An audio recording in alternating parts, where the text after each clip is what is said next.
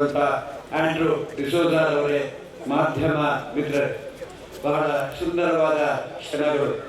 100 ವರ್ಷಗಳ ಹಿಂದೆ ಪಾಲಕರಲ್ಲಿ ಚರ್ಚ್ ಪ್ರಾರಂಭ ಆಯಿತು.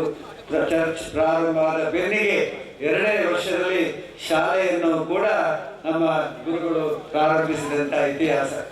ಅವಿಭಾಜ್ಯ ದಕ್ಷಿಣ ಕನ್ನಡ ಜಿಲ್ಲೆಯಲ್ಲಿ ಬೆಂಗಳೂರಿನಿಂದ ಹಿಡಿದು ಸುಳ್ಯದವರೆಗೆ ಎಲ್ಲಿ ಚರ್ಚ್ ಸ್ಥಾಪನೆ ಆಗ್ತದ 1-2 ವರ್ಷದಲ್ಲಿ ಶಾಲೆಯನ್ನು ಕೂಡ ಪ್ರಾರಂಭಿಸಿ ಶಿಕ್ಷಣ ಕ್ರಾಂತಿಯನ್ನು ಈ ಜಿಲ್ಲೆಯಲ್ಲಿ ಮಾಡಿದಂಥ ಇತಿಹಾಸ ಕ್ರೈಸ್ತ ಮಿಷನರಿಗಳದ್ದು ಎಂಬ ಮಾತನ್ನು ಅಭಿಮಾನದಿಂದ ಹೇಳಲಿಕ್ಕೆ ಇಚ್ಛಿಸ್ತೇನೆ.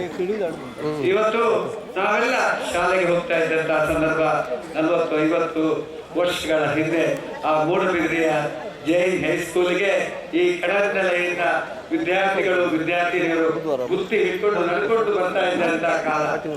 ಆ ಸಂದರ್ಭದಲ್ಲಿ ಬಳ್ಳಾರಿ ಮೋಟಾರ್ಸ್ ಅವರು ಒಂದು ಮುಖದ ಬಸ್, ಮೋನೆತ್ತಿನ ಬಸ್ ಅಂತ, ಆ ಒಂದು ಮೋನೆದ ಬಸ್ ಅಂತ ಒಂದು ಬಸ್ ಅನ್ನು ಕಡಲನೆಲೆಯಿಂದ ಮೂಡಬಿದ್ರೆಗೆ ಪ್ರಾರಂಭಿಸಿದ್ದು ಕೂಡ ಇವತ್ತಿಗೆ ನನಗೆ ನೆನಪಾಗ್ತದೆ.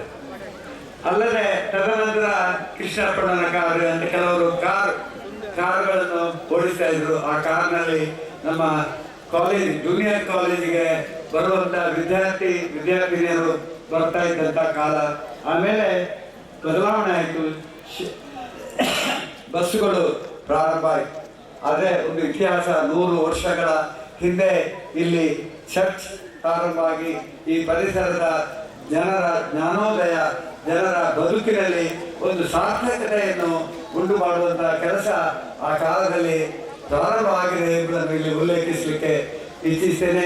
ಈ ಸಂದರ್ಭದಲ್ಲಿ ತಾವು ಕಡಲನೆಲೆ ಗೊತ್ತಿನವರು, ಮುಂಡುದ್ದ ಗೊತ್ತಿನವರು, ಕೇಮಾರ್ ಗೊತ್ತಿನವರು, ಅವರನ್ನೆಲ್ಲ ಆ ಕಾಲದಲ್ಲಿ ಸಹಕರಿಸಿದ ಕಲ್ಲಬುಡುಕೂರು, ಮಾಲದಬಿಟ್ಟು ಗೊತ್ತಿನವರನ್ನು ಎಲ್ಲರನ್ನು ಕೂಡ ಇಲ್ಲಿ ಗೌರವಿಸಿದ್ದೀರಾ. ತಮ್ಮ ಅಭಿಮಾನವನ್ನು ತಾವು ವ್ಯಕ್ತಪಡಿಸಿದ್ದೀರಾ.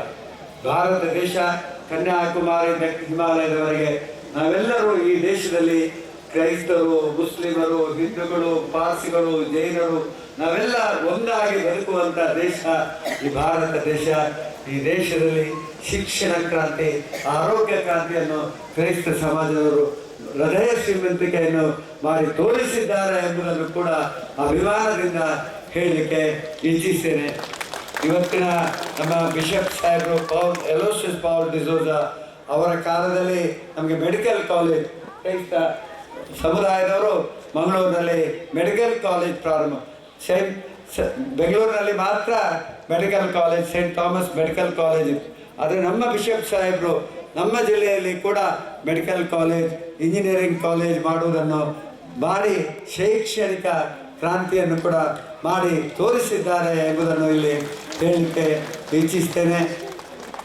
ಈಗ ತಾನೇ ನಮ್ಮ ಬಂಧುಗಳು ಹೇಳಿದರು, ಇವತ್ತು 50 ಲಕ್ಷ ರೂಪಾಯಿ ನಮ್ಮ ಸಮುದಾಯ ಭವನಕ್ಕೆ ನಮ್ಮ ಸರ್ಕಾರದ, ಇವತ್ತು ಸಿದ್ದರಾಮಯ್ಯವರ ಸರ್ಕಾರದ ನಮ್ಮ ಮುಖ್ಯಮಂತ್ರಿಗಳು ಅವರ ವಿಶಾಲ ಹೃದಯದ ಮುಖಾಂತರ ಇವತ್ತು ದೊಡ್ಡ ಮೊತ್ತವನ್ನು ನಮ್ಮ ಕ್ರೈಸ್ತ ಸಮುದಾಯದ ಅಭಿವೃದ್ಧಿಗಾಗಿ ಮೀಸಲಾಗಿಟ್ಟುವಂಥ ಕೆಲಸ ಮಾಡಿದ್ದಾರೆ.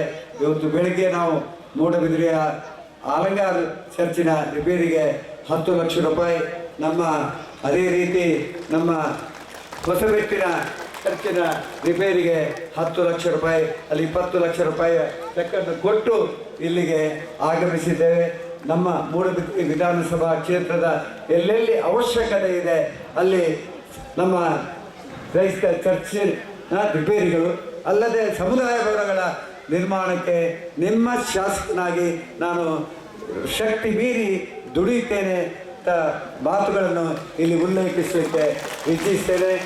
ಕಡಂದಳೆ ಈ ಭಾಗ ಆ ಕಾಲದಲ್ಲಿ ಭತ್ತದ ಬೇಸಾಯ ಮಾಡಿ ಬದುಕುತ್ತಾ ಇದ್ದಂಥ ಜನ ಭತ್ತದ ಬೇಸಾಯ ಮಾಡಿ ಶಾಲೆಗೆ ಹೋದರು. ಆ ನಂತರ ವಿದ್ಯಾವಂತರಾಗಿ ಬಾಂಬೆ ಹೋದರು, ದುಬೈ ಹೋದರು, ಕುವೈಟ್ ಹೋದರು, ಮಸ್ಕತ್ ಹೋದರು, ವಿದ್ಯಾವಂತರಾದರು.